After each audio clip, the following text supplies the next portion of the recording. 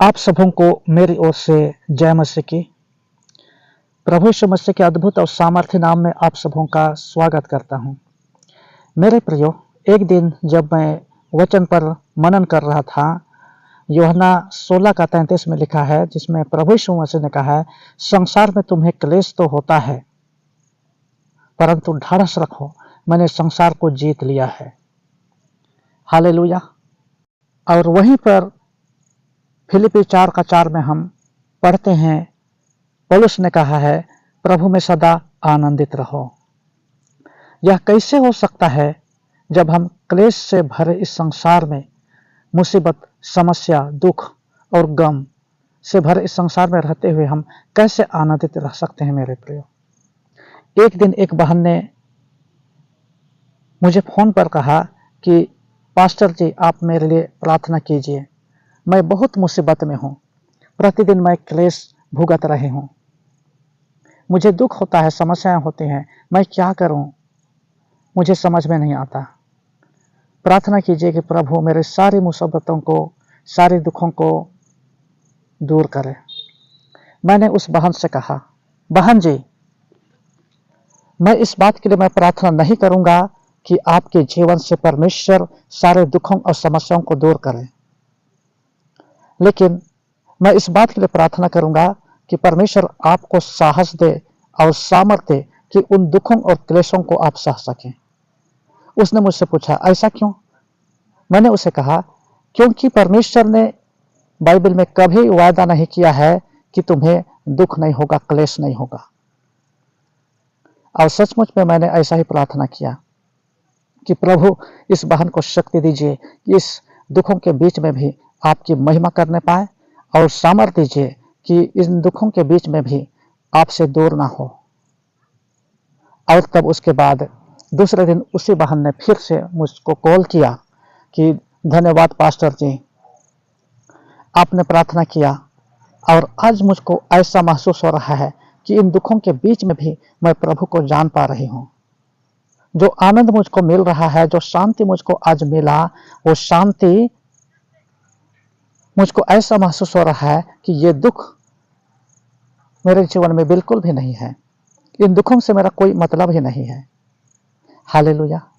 मेरे प्रियो, मैं आप सबों को यह बता देना चाहता हूं कि कौन लोग हैं जो इस संसार में समस्याएं झेलते हुए भी आनंदित रहते हैं, और कौन लोग हैं जो शोक में और गम में प्रतिदिन डूबते चले जाते हैं।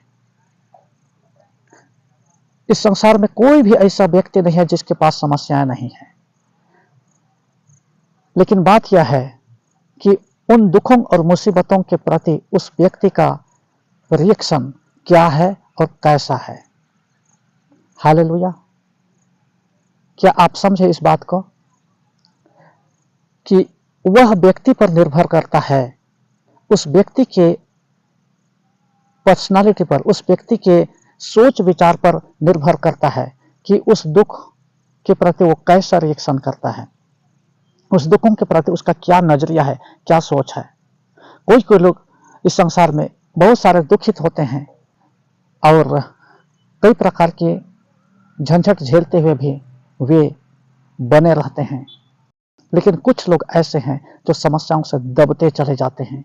समस्याओं की अधिकता के कारण वे गलत निर्णय ले लेते हैं, गलत कदम उठाते हैं, और अंत में वे थक जाते हैं, हार जाते हैं, और उसके बाद आत्महत्या कर लेते हैं। क्यों? वे लोग उन दुखों और मुसीबतों से हार जाते हैं।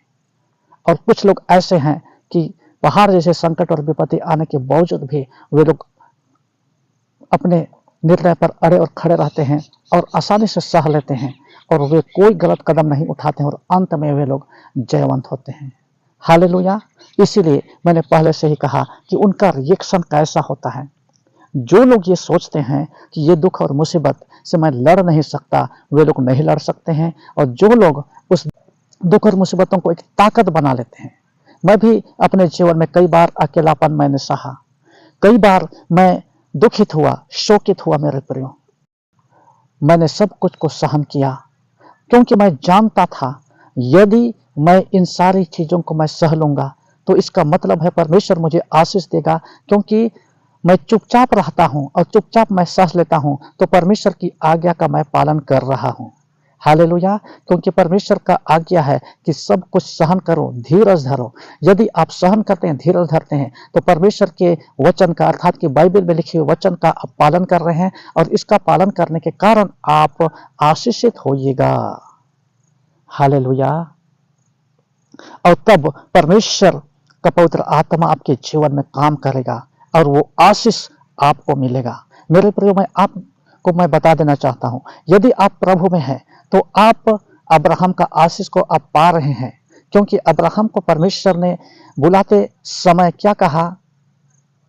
जो तुझे आशीष दे मैं उसे आशीष दूंगा, और जो तुझे कोसे उसे मैं श्रापित करूंगा, और पृथ्वी के सारे कुल तेरे कारण आशीषित होंगे। मेरे प्रियो, यदि आप प्रभु में हैं तो आप एक नई सृष्टि हैं, परमेश्वर का एक नया औजार है। मेरे प्रियो, पुरानी बातें बीत गई हैं। पुराना जीवन अर्थात कि जब आप प्रभु में नहीं थे, आप संसार में थे, आप अंधकार में थे, उस समय की बातें बीत गई हैं। अब प्रभु में एक नया है, नया जीवन है।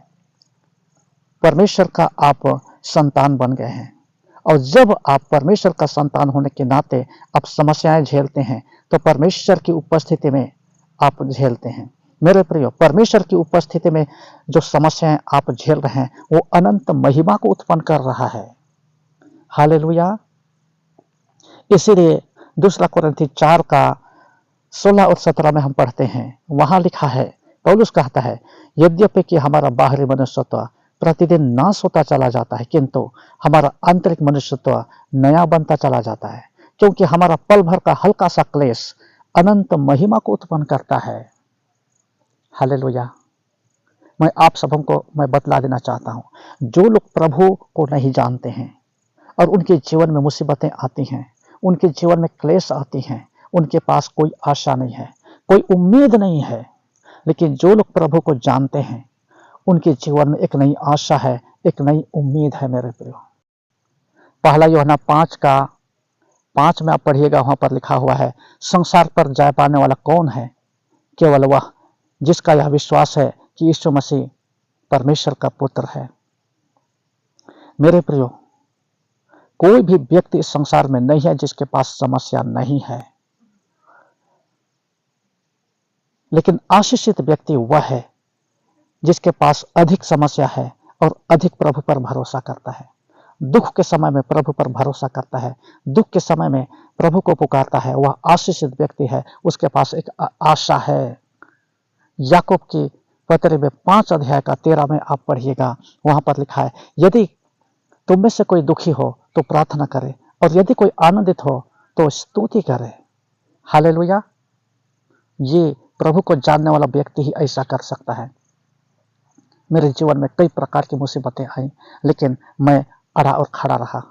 और याद रखिए मेरे प्रियो, जो कोई भी आप लोग इस वचन को सुन रहे हैं, एक बात आप लोग याद रखिए, जब तक आप दुख नहीं उठाइएगा, जब तक आपके जीवन में समस्याएं नहीं आएंगी, क्लेश नहीं आएंगी, आप आत्मिक जीवन में आगे बढ़ ही नहीं सकते हैं। क्योंकि परमेश्वर ने ऐसा ही ठहराया है, जब तक यीशु मसीह दुख नहीं उठाता, वो मारा गया नहीं होता, गाड़ा गया नहीं होता, वो जीवित नहीं होता और न स्वर्ग में जाता। लेकिन यीशु मसीह इसीलिए इस संसार में आया है, वो दुख उठाए और जयवंत हुए और संसार को जीत ले। क्या वो परमेश्वर का पुत्र नहीं था? क्या वो बिना दुख उठाए संसार को पराजित नहीं कर सकता था? क्या हमारे पापों को क्षमा करने के लिए और हमें पाप से आजाद करने के लिए यीशु मसीह को बिना क्रूस पर चढ़ाए हम लोगों को धर्मी घोषित नहीं कर सकता था? क्या अवश्य कर सकता था। लेकिन यीशु मसीह को दुख उठाने के द्वारा वो हमारी समानता में बन गया, मनुष्य के समानता में बन गया, ताकि वो हमारी फीलिंग को जाने और समझे। जब भी मैं किसी प्रकार की समस्याओं में मैं पड़ता हूं, मैं इस बात से आनंदित होता हूं मेरे प्रियो, कि जो समस्या मैं झेल रहा हूं वो प्रभु यीशु मसीह ने पहले ही झेल चुका है। हालेलुया। और दूसरा, जो समस्या मैं झेल रहा हूं, यीशु मसीह उसको समझ रहा है, जान रहा है। हालेलुया। और तीसरा, कि जो समस्या मैं झेल रहा हूं उसका अंत है, और जैसे ही मैं इस समस्याओं को झेल चुका होऊंगा, मैं एक बहुत बड़ी महिमा को मैं प्राप्त करूंगा।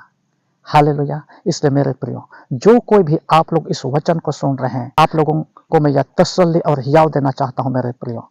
आपके जीवन में यदि दुख है, संकट है, विपत्तियां हैं, मेरे प्रियो, एक अनंत महिमा को उत्पन्न करेगा यदि आप प्रभु में बने हुए हैं, यदि आपके जीवन में परमेश्वर की उपस्थिति है। इस मैंने हमेशा अपने जीवन में मैंने महसूस किया है, जब मेरे जीवन में संकट और विपत्तियां आती हैं, मुसीबतें आती हैं, तभी अधिक प्रार्थना होती है। हालेलुया। जब आपके जीवन में जरूरतें होती हैं, तभी प्रार्थना होती है। यदि हमारे जीवन में कोई समस्या नहीं, कोई मुसीबत नहीं, तब हमारा जीवन में कोई अनुभव नहीं आएगा, कोई एक्सपीरियंस भी नहीं आएगा और न कुछ आनंद भी मिलेगा।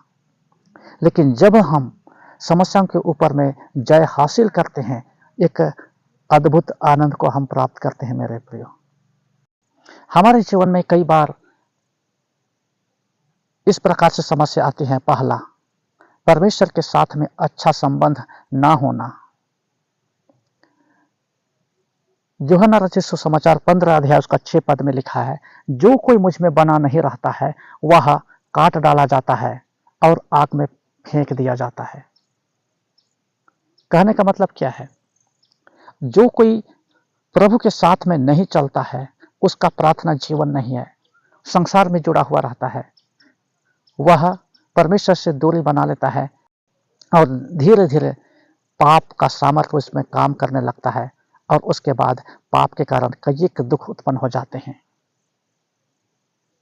और दूसरी बात, हमारे दुखों के आने का कारण बुरी संगति में बने रहना, बुरी संगति के कारण।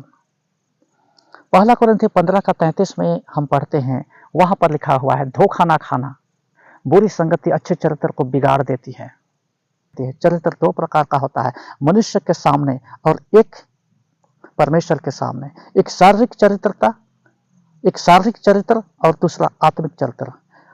शारीरिक चरित्र वह है जो हम लोगों के सामने, विश्वासी और अविश्वासी दोनों के सामने हमारा अच्छा नाम है।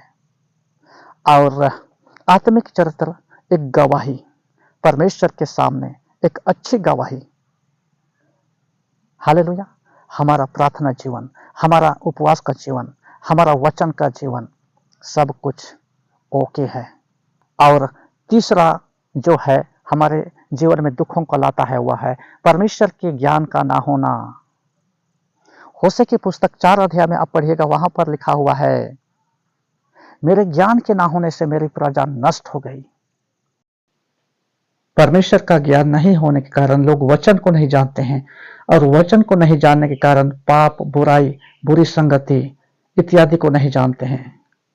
क्योंकि परमेश्वर का वचन ही हमें पाप और हर एक बुरी वस्तुओं के विषय में, पाप और धार्मिकता, न्याय इत्यादि आत्मिक चीजों के विषय में हमको बतलाता है और इस पर प्रकाश डालता है, और यही हम लोगों को सच्चा रास्ता दिखा सकता है।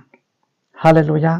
लेकिन जब इसका ज्ञान नहीं होता है, वे परमेश्वर को भी नहीं जानते हैं, और परमेश्वर को नहीं जानना ही सबसे बड़ा दुखों का कारण है, यही पाप भी है। पहला कुरिन्थी 15 का 34 में लिखा हुआ है, धर्म के लिए जाग उठो और पाप न करो, क्योंकि बहुतेरे ऐसे हैं जो परमेश्वर को नहीं जानते हैं। हालेलुया। किंतु जब हम वचन को जानते हैं, यीशु मसीह को जानते हैं, और यीशु मसीह को जानना ही जीवन है, अनंत जीवन है। यूहन्ना रचित सुसमाचार 17 अध्याय उसका 3 पद में लिखा है, अनंत जीवन यह है कि तुझ अद्वैत और सच्चे परमेश्वर को और यीशु मसीह को जिसे तूने भेजा है जाने। हालेलुया। वचन को जानना जीवन है, यीशु मसीह को जानना जीवन है, और यही हमें पाप और बुराई से हमको दूर कर सकता है, और अनंत जीवन की प्राप्ति इसी से होती है। लेकिन लोग परमेश्वर को नहीं जानने के कारण आज नष्ट हो रहे हैं, आत्मिक जीवन में नष्ट हो रहे हैं, शारीरिक जीवन में नष्ट हो रहे हैं। किंतु जब हम वचन को जानेंगे, परमेश्वर की संगति प्राप्त होगा। परमेश्वर को जानेंगे, वचन को जानेंगे, पाप और बुराई को जानेंगे और उससे दूर रहेंगे, और परमेश्वर की निकटता में प्रतिदिन बढ़ते चले जाएंगे। हालेलुया। मैं उम्मीद करता हूं कि आप लोगों को इन वचनों के द्वारा से आशीष मिली होगी। यदि आप लोगों को आशीष मिली है तो कमेंट करना ना भूलें। आज के लिए बस इतना ही।